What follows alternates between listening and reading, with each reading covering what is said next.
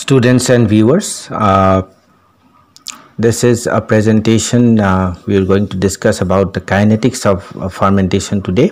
This is in continuation with my earlier presentation on fermenters, bioreactors and types of fermentations. This is a part of the Industrial Biotechnology course BIT 4066 that is being conducted by the Guwahati University, India. And here in the very first slide you are observing a fermenter which has basically been installed very recently in the Department of Biotechnology, Guwahati University, followed by some of the equations which have been attached nearby, which we are going to discuss in details today.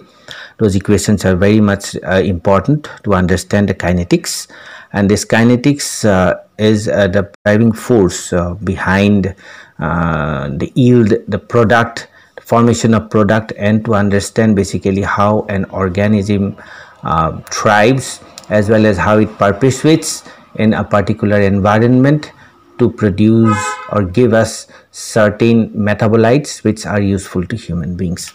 Now, the second slide, I would like to put stress on the kinetics of batch fermentation. And here this has already been discussed earlier in the previous presentation. This is about the behavior of microorganisms towards growth in presence of a particular carbon source or substrate. And here we see an initial lag phase, which basically is nothing but the time taken by the microorganism to adapt itself to the growing conditions in a fermenter or under fermentation conditions, followed by a burst of respiration, burst of activity, whereby you see an enormous growth in cells, and this is when the substrate is being utilized to its maximum by the cells, so that the microorganism grows. This is basically the growth phase, or the exponential or log phase, we can call it by any of these names. And finally the stationary phase, whereby you do not find any more growth of the cells. But here this is an important phase, because in between, a transition phase between the late log phase out here, late log phase, followed by the stationary phase, you see the accumulation of metabolites in culture.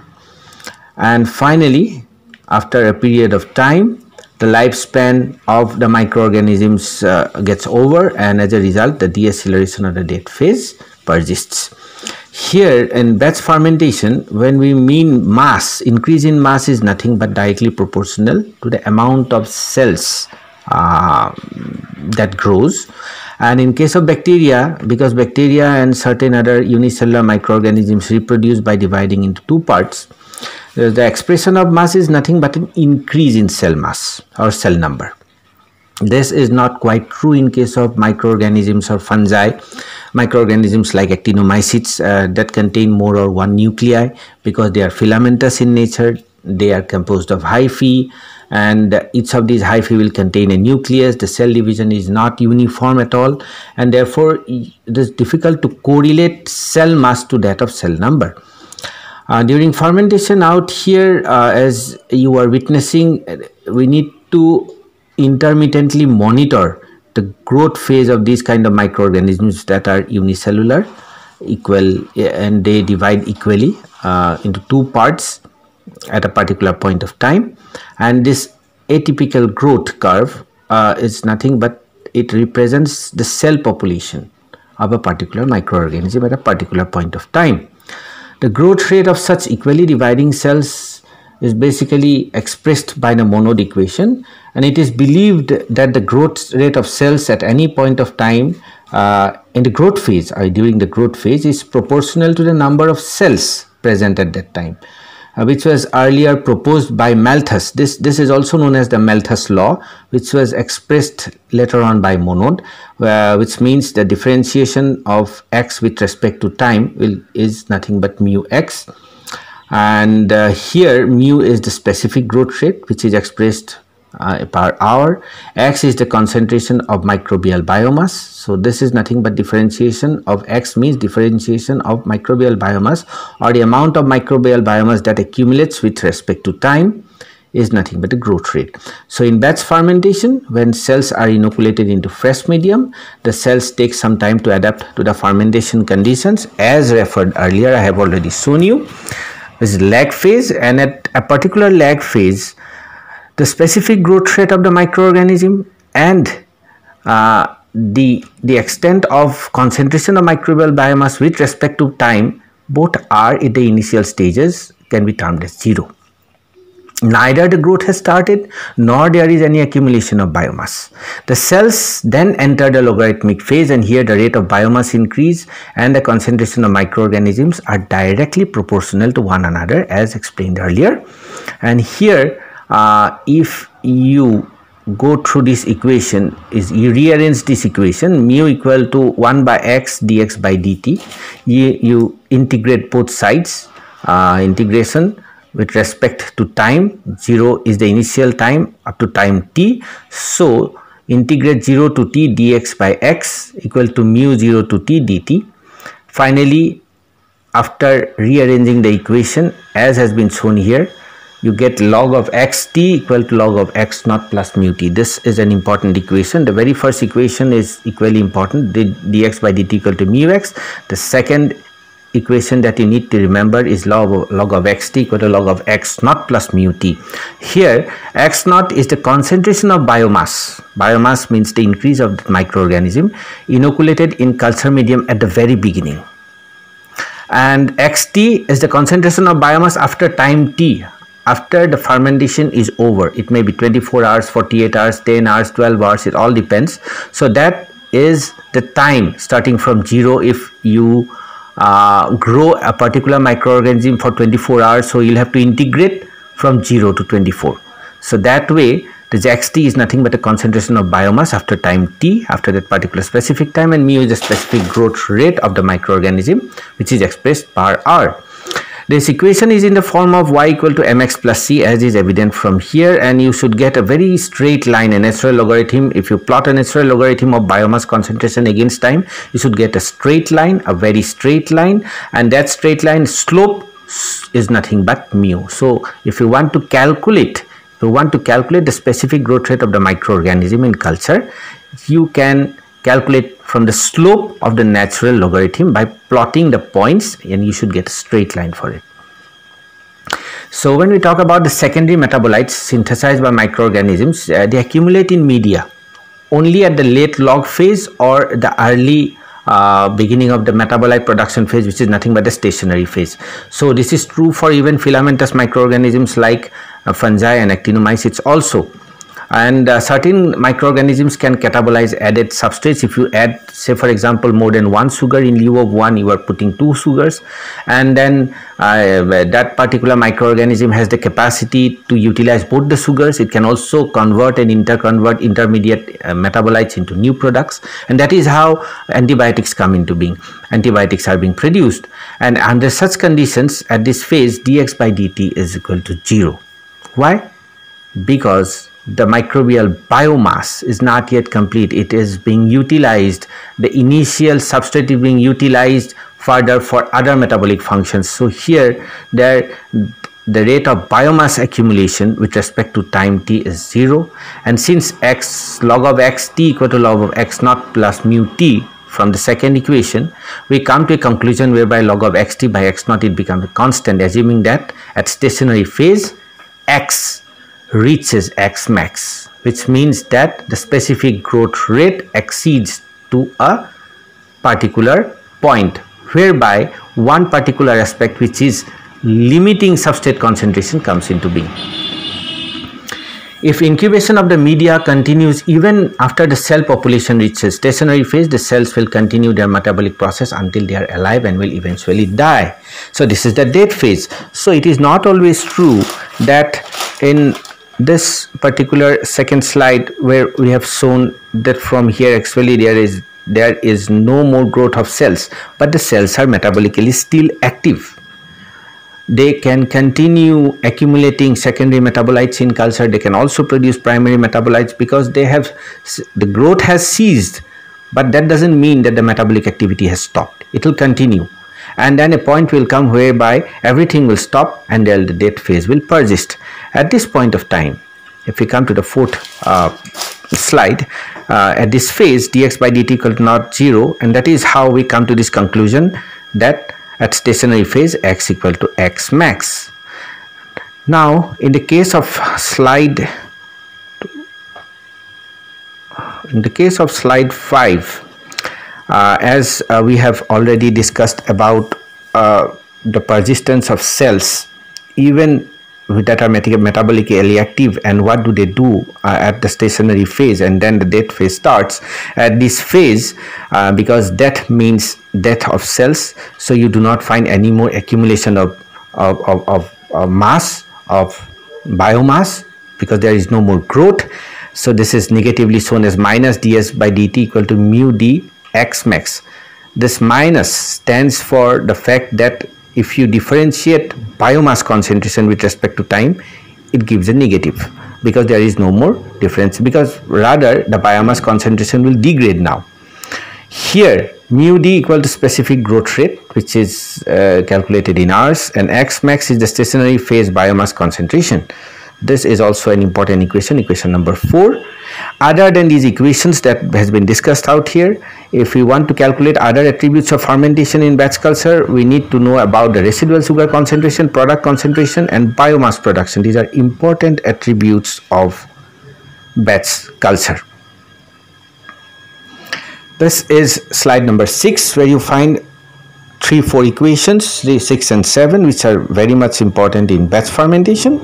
If you want to calculate biomass population at the end of batch culture, it may be calculated as del x equal to delta max minus x naught, whereby the biomass concentration can be calculated by subtracting the maximum biomass which is attained after time t from the initial biomass concentration. Similarly, for calculating the residual sugar concentration at the end of batch culture, you subtract the final sugar concentration from the initial sugar concentration.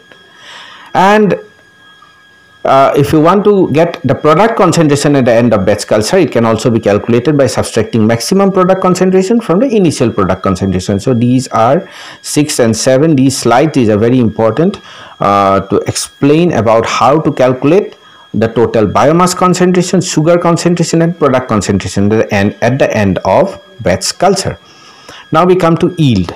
How do we define yield? It's given here. The definition is given here. It is the measure of efficiency of the conversion of one substrate into biomass, and that can be predicted. That can predict the substrate concentration required to produce a certain amount of biomass. By yield, we mean, very simply, in simple terms, we mean as to how much amount of a particular substrate is being converted to a product or a biomass. Here, we need to understand that yield is dependent on a lot of factors, including the characteristics of the microorganism, pH of the media, because at all pH the microorganism doesn't grow. You'll have to keep on monitoring pH even in a fermenter from time to time. Temperature has to be maintained because microorganism grows at an optimum temperature. Other than these three things, limiting substrate concentration and concentration of substrates in excess, even after the full growth of the microorganisms are attained, these two factors also take part to give you the full definition of yield. This is a figure whereby it is quite understandable from this figure. This is a kind of parabolic path. This is slide number 8, it seems. So this is slide number 8, which is where you find a figure out here. It's given out here, interpolation, extrapolation, and here you find it's a kind of reverse graph. Here at this zone from A to B, it's shown in a cursor, and I'm showing it through the cursor that the zone A to B is equivalent to exponential phase in batch culture. If you go back to the very first slide, where you find that exponential phase is nothing but a burst of respiration and activity, and as a result of which the number of cells increases. So this is represented here by A to B. Atypically it has been represented, and here because of excess of substrates being added, there will be a lot of growth, and at this point of time the microorganism will reach mu max, means specific growth rate or maximum specific growth rate will be attained. On the other hand, I'm showing the cursor from A to C. Here from A to C, you will understand it represents deceleration phase in batch culture, where growth of an organism has resulted in depletion of substrate. There is depletion of substrate because the substrate has been utilized for growth and subsequent other metabolic functions, which is called limiting concentration or substrate limiting concentration, because there is less amount of substrate, and whatever amount of substrate is there is not enough to sustain the growth of the microbe. And we mean here as S. S stands for limiting substrate concentration. This will no longer support the maximum growth rate of the microorganisms, and therefore the specific growth rate also decreases. Now, if an organism has very high affinity for limiting substrate, which is nothing but S, the growth rate is not affected until the substrate concentration has declined to a very low level. Here, the acceleration phase for such a culture will be very short. So this is a very important note to let you feel that it's a very important note to let you feel that the limiting substrate concentration and the use of limiting substrate on a media after the entire substrate has been used up is all dependent on the organism or the microorganism that has high affinity for that substrate. Okay, and therefore Ks is also nothing but it can be termed as the substrate utilization constant. It is the measure of an affinity of an organism towards a particular substrate under limiting conditions. So in this figure 8, whatever has been explained till now, the Ks is nothing but it means the affinity of an organism to a particular substrate under limiting conditions. When there is very little amount of substrate, to what extent the microorganism can behave and can sustain itself by using that particular small amount of substrate is nothing but is dependent on the affinity of that microorganism towards the substrate. Now, at stationary phase in batch culture, the growth rate of the microorganism declines to 0, and that has already been explained. Now let us come to slide 9. I have already marked it in yellow. It's given. These are the important points. I'm showing through my cursor. At the stationary phase in batch culture, the growth rate of the microorganism declines to 0. Bull in 1974 had pointed out some very important observations. He said that although at this point of time at the stationary phase, if you go into the first and second slides again, you will come to understand we said that at stationary phase you do not see any development and therefore everything ceases. But Bull did not consider this and said that at this particular stage of stationary phase you see the accumulation of secondary metabolites. Therefore, it may be mentioned that although stationary phase there is no growth of microorganisms or growth of cells of the microorganisms, yet there is accumulation of substances and hence the cells are still metabolically active, and therefore Bull termed this phase as maximum population phase. Pritt in 1975 also discussed about the kinetics of the microorganism at this phase, which is the stationary phase, and said that the stationary phase may be also considered as maximum population phase in terms of growth linked and non-growth linked products. So now below I have already mentioned here, when we talk about growth linked products, these are nothing but the primary metabolites being expressed by the microorganisms in culture, while non-growth linked products are basically the secondary metabolites. That has nothing to do with furthermore growth of the microorganisms, but they may be toxins which are toxic to them being liberated in the media. But that is of important thing for human beings, because we are much more concerned about the secondary metabolites. Those are that are antibiotics are basically secondary metabolites being produced in culture that may not be helpful for the cells to grow or metabolize or being used up for further active populations and other kinds of things, but then they are of important use to human beings. So these are non-growth linked products.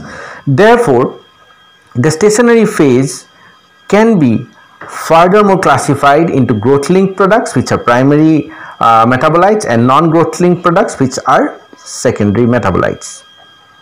These are some of the equations in slide number 10. We are trying to show the formation of growth linked product as described by the equation. Differentiation of P with respect to time is QPx. Here P is the concentration of the product, QP is the specific rate of product formation, and X is concentration of biomass produced. So QP is specific rate of product formation, which means that the product formation is also dependent on concentration of biomass. So if you want to calculate the concentration of product, it will depend on two of the factors. One is concentration of biomass and the other is specific rate of product formation. Moreover, the product formation is also related to biomass production by the equation dx by p equal to yp by x, and yp by x is nothing but yield of product in terms of biomass. If you multiply both the equations of both the sides of yp by x, this equation number 9 by dx by dt, okay, so you are de-differentiating this particular equation 9 by dx by dt. We come to a conclusion. This entire equation has been deduced by me. It becomes simple now. This is a very simple equation, slide number 11. And finally you come to the conclusion. You go through this entire equation, how it has been deduced, and then you come to a conclusion, QP equal to YP by X into mu, which is equation 10. Okay, so this equation states that when product formation is associated with specific growth rate of the organism, productivity in batch culture will be maximum at mu x, and improved product output can be achieved by increasing both mu and biomass concentration. So if there is an increase in specific growth rate of the microorganism and there is also an increase in biomass concentration, this is only primarily because the substrate has been adequately utilized. So at that point of time we will be able to measure the mu max, which is nothing but maximum specific growth rate of the microorganism. The other following equations are also related to calculation of yield, which are equally important. If you want to measure yield of substrate to product, this is the equation. Delta P is the change in product concentration, delta S is change in residual concentration. Similarly, you can also calculate yield of substrate to biomass ratio and yield of biomass to product ratio.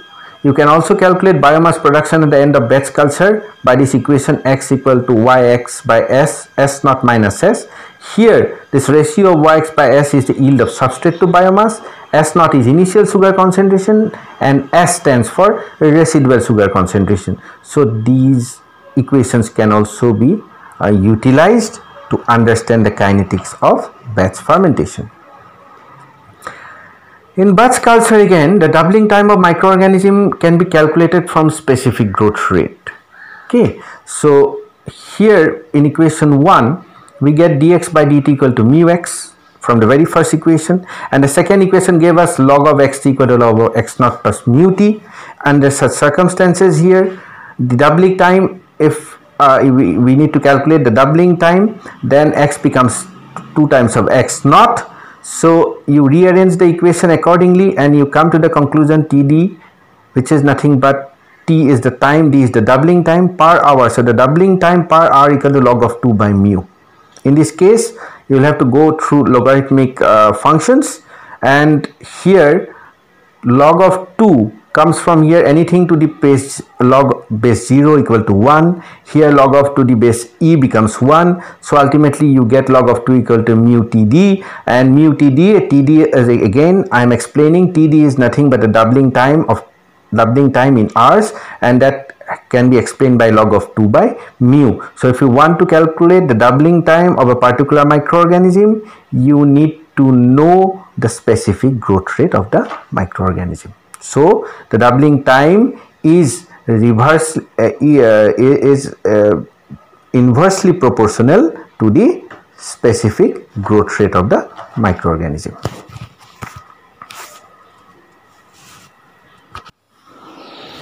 Now we come to slide number 15. It is about the kinetics of continuous fermentation. So the discussions about the kinetics of batch fermentation is over. And as I have already told you that there are 3 kinds of fermentation. One is the batch fermentation, the other is the continuous fermentation, and the third one is the fed batch fermentation. These 3 are the primary kinds of fermentation that we observe in industries. And when we talk about continuous fermentation, it's an open system in which the growth of the microorganism is maintained at logarithmic phase by feeding the medium continuously in the same ratio. So if we do not grow a microorganism batch by batch, rather than what we do, we keep on feeding from the top of the fermenter and we harvest the product from below. So therefore it's a continuous process, it's an open process. Exponential growth of microbes in batch culture may be prolonged by addition of fresh medium. So basically continuous fermentation is nothing. You can also optimize a batch fermentation and convert it into continuous fermentation, provided you keep on feeding from the top and replenish fresh medium in such a way that growth is substrate limited and not toxin limited. And medium is to be fed continuously at a suitable rate to achieve a steady state. The most important thing is to maintain optimum dilution rate of the medium to prevent cell leakage. Now these things will be explained later on. Cells that develop in the logarithmic phase at a certain rate in the vessel must be equal to the loss of cells removed from the culture medium. So you should also always remember one thing, that the amount of or the volume of substrate being added from the top should be equal to the amount of product or cells that are removed from the bottom. So this has to be maintained in continuous fermentation. And addition of fresh fermentation medium to control substrate concentration should be equal to amount of metabolite accumulation in the product output. So this optimization is also required for continuous fermentation.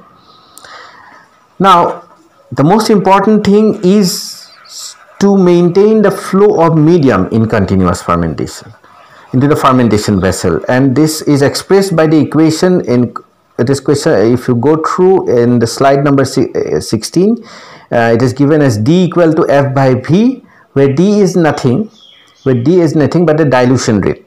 It is the dilution rate of the initial media which has been allowed to ferment, and F is the flow rate. So dilution is dependent on flow rate and the volume. Okay, so the ratio of flow rate and volume gives you the dilution rate. The net change in cell concentration over a period of time may also be expressed as X, differentiation of X with respect to time, which is nothing but growth minus output. So as already explained, it is nothing but amount of substance being added from the top. Will all depend on the amount of growth and the specific growth rate of the microorganism in the culture. That will give you the output, and that much amount of output will be taken out. So you cannot just add directly an amount of substrate into the medium. Rather, you will have to calculate out how much amount of growth is taking part, what amount of output can be taken out. Depending on the amount of output, you can think about adding that equal volume of input or new fresh replenished medium into the fermentation. So the addition of substrate is all dependent on the amount of output, and output is all dependent on the growth of the microorganism. So this is a steady state kinetics. Under steady state conditions, cell concentration remains constant. Here the cell concentration should always remain constant, and then dx by dt equal to 0. And then if you go through the equation, you come to know that mu equal to d, which means that you arrange and rearrange the equation. It gives you mu equal to d, which means that the dilution rate is all dependent on the specific growth rate of the microorganism. So in continuous culture, this is the most important variable that you have to look into, that is maintaining the dilution rate of the replenished medium, and that is all dependent on the specific growth rate of the microorganism. Because more the specific growth rate, higher is the amount of output production. The more the amount of output or material or product you can take out from below, is the more amount you can add from the top. And in batch fermentation, an organism is allowed to grow in its maximum specific growth rate, while in continuous fermentation an organism is allowed to grow at dilution rate that is below a specific growth rate. So here you'll have to look into two things. One is the dilution rate, and one a particular specific growth rate. We should not go beyond a certain limit. We need not observe here about maximum growth rate, because if that really happens, there will be unevenness in the formation of product, and that way you cannot keep on taking out the product and then adding variable amount of substrate or replenished media substance in the medium. The kinetic parameters for continuous fermentation in case of these equations for continuous fermentation are also given in slide number 17, I think. Delta X equal to delta x naught minus xe, and delta x is nothing but the total amount of biomass. If you want to calculate the total amount of biomass in case of continuous culture, you will have to subtract the effluent biomass concentration from the feed biomass concentration. Similarly, there is also an equation whereby you can calculate the total amount of sugar utilized, which is calculated from the subtraction of effluent sugar concentration from the feed sugar concentration, that is the amount of sugar that has been added initially. So here everything that you calculate is based on how much effluent biomass you take out from below, and that is all dependent on mu, which is nothing but the specific growth rate of the microorganism. So the specific growth of the microorganism, the dilution rate of substance being added from the top, and the product formation, these three are important attributes of continuous fermentation. In subsequent slide number 18, you can go through a yield of biomass to substrate in continuous fermentation is calculated as x equal to yx by s naught minus s. And similarly, if you want to calculate the product mass balance in continuous fermentation, it is given by delta P equal to P naught minus PE, where delta P is nothing but the effluent product concentration and P naught is the feed product concentration. These are important equations. You have to remember them. There is no shortcut rules, but you'll have to remember them and use them for calculating out specifically. If you want to calculate the yield of biomass to substrate in continuous fermentation. So you are observing here that these equations are different to somewhat extent, the difference in between the continuous and the batch fermentations. Then productivity in continuous fermentation is calculated as productivity equal to dx, where d is the dilution rate and x is total biomass yield. Dilution rate is always calculated in Rs, and total biomass yield is calculated in grams per liter. Next, slide 19 or 20, the growth of cells in continuous culture is controlled by the availability of growth limiting chemical components, and this is called a chemostat. You have to understand what is a chemostat and what is a turbidostat in continuous culture and how does one differ from one another. So here is the definition that the growth of cells in continuous culture is controlled by the availability of growth limiting chemical components, and this is called chemostat. And the mechanism of controlling dilution rate in continuous fermentation can also be explained by the Monod equation, mu equal to mu max into S, Ks plus S. This equation is similar to the equation that you see in Michaelis-Menten kinetics, enzyme kinetics. Michaelis-Menten and Monod equation, mu equal to mu x into S, Ks plus S. So here in continuous culture, the specific growth rate are dependent on maximum specific growth rate, the initial substrate concentration, and Ks, as already described earlier during batch fermentation.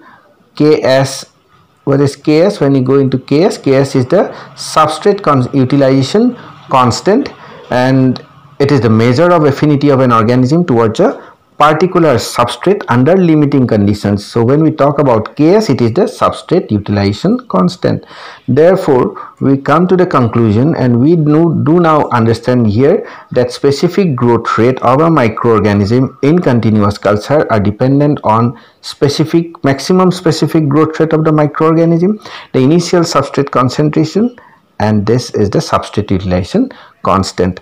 But at steady state, when dilution rate is equal to the specific growth rate, then D becomes mu max into S by Ks plus S. Here the S is the steady state concentration of substrate in chemostat. By rearranging the equation, this above equation, we come to the conclusion that the steady state concentration of substrate in a chemostat is nothing but it is Ks into D, mu max minus D. You have to remember this equation, which is equation number 23. Kindly go for yourself and try to understand. This is nothing but rearranging the equation. The foremost important thing here is you have to understand what is mu or specific growth rate of a microorganism in continuous culture. What are the attributes that determine mu in continuous culture? These are mu max, which is specific growth rate, maximum specific growth rate of a microorganism, the initial substrate concentration, and the substrate utilization constant, and from here ultimately by rearranging equation you come to the conclusion that the steady state concentration of substrate in a chemostat is nothing but Ks into D, which is nothing but again the substrate utilization constant into dilution rate by you divide it by mu max, which is nothing but the maximum specific growth rate, subtract that value from the dilution rate. Now coming to the next slide, how do you define a chemostat? It is basically a nutrient limited self-balancing culture system, and that be maintained in a steady state over a wide range of sub-maximum steady specific growth rate. The steady state kinetics or steady state conditions is very much important in continuous culture. I should mention here as to why, because it is very much required, as I have already told you, amount of product that you take out from below should be equal to the amount of substrate that you add from above, and therefore the steady state is a very important factor for maintenance of equal growth rate, equal formation of products from substances or substrates being added. And under such conditions a chemostat is very much required, and it is nothing but a nutrient limited self-balancing culture system. Other than the above equations, you can also calculate the concentration of cells in a chemostat at steady state by equation 24, x equal to y SR minus S bar, where x is the steady state cell concentration in chemostat. If you combine equations 14 and 13, you get this combination x equal to y SR minus Ks into D mu max minus D. This equation states that the biomass concentration at steady state is determined by the operational variables SR and D. If SR is increased, then X increases, but then S bar remains constant. Here S bar is the residual substrate concentration in a chemostat. So here what is SR, what is D? D is the dilution rate, okay. SR is the residual substrate concentration, S bar, and SR is the initial substrate concentration. So the residual substrate concentration are dependent on the factors as explained here. If D is increased, if you increase the dilution rate, then you will find the specific growth rate also increases because mu equal to D. The residual substrate at new steady state increases cell growth, and as a result less substrate will be available for conversion into biomass, resulting in lower steady state volume. This is a value. This is very important because here you have to understand mu is all dependent on D. Everything can be manipulated, optimized by looking into conditions of dilution rate. Now here on subsequent slide you will find the differences between chemostat and turbidostat. These are both continuous culture systems. So this is all about continuous fermentation. Chemostat has a constant flow rate and a single component of the culture medium can control the growth of the microbe. Turbidostat does not have a constant flow rate and it varies based on the type of microorganism and the type of culture biomass. So in case of turbidostat, we use the optical density of the biomass to be measured in a photometer, and then we keep on adjusting the constant amount of volume that is to be added from above. So if we compare both of them, chemostat is far more advantageous as compared to a turbidostat. These are some of the differences between chemostat and turbidostat. I would like to request the viewers and the students to go through them and understand yourself. The final one is the kinetics of fed batch fermentation. Now what is fed batch? Fed batch includes both batch and continuous fermentation techniques. So it is nothing but an addition of both these techniques, and they are not suitable for products where production is dependent on the growth of microorganisms. No, fed batch is rather primarily aimed to provide high cell density environment, okay, and is mainly dependent on what kind of products you are looking for. If you are more interested for secondary metabolites, so you will go for fed batch by including both batch and continuous fermentation types. So here the important components are carbon sources, precursors, oxygen that are added to fermentation medium to protect the cells and produce product. Fed batch systems is basically a modification as already stated. And one very important thing, it is much more advantageous than that of continuous fermentation. This is because there is very little amount of situations like whereby the lower risk of contamination is much more, because the risk of contamination in continuous fermentation is much more as compared to fed batch. In fed batch, this risk is diminished. Fed batch systems are preferred in situations where the amount of substrate inhibits cell growth and where product or cell yield is higher than low substrate concentration. And penicillin is an example. Penicillin production of penicillin, which is a secondary metabolite produced by Penicillium notatum, is basically produced by fed batch mechanism. Enzymes that are produced by microorganisms at an industrial scale are also produced utilizing fed batch techniques. There are some equations, very simple and straightforward equations. I am not going to explain in details about them, but you can use these equations for calculating the biomass population for fed batch culture, whereby xt equal to x0 to t ft y x s naught. These are a little bit of complicated equations, but you need to remember them. Xt is nothing but total biomass concentration, and when you see x naught to t, it's nothing but you'll have to subtract the amount of initial biomass concentration from that amount of total biomass concentration. Then you get a value which you will have to add with the feed amount of feed that you have added at a particular point of time, say for example 2 hours, 3 hours, 24 hours. And yx by s is nothing but the yield of the substrate to biomass. This you will have to calculate first if you want to calculate the biomass population in fed batch culture, followed by the initial substrate concentration. So these are important attributes. This is equation number 16. Similarly, you can also calculate the volume for fed batch culture by V equal to V naught plus Ft, where V naught is the initial volume and F is, as you have known, it is the feed, T is time, and V is the total volume. So if you want to calculate out the total volume that you have added for fed batch culture, total volume of liquid that you have used up for attaining a biomass concentration of a particular substance, you can calculate by these three attributes. One is the initial volume, second is the feed, amount of feed, and third is the amount of time. So this is the end of the slide. We have come to the end of the slide.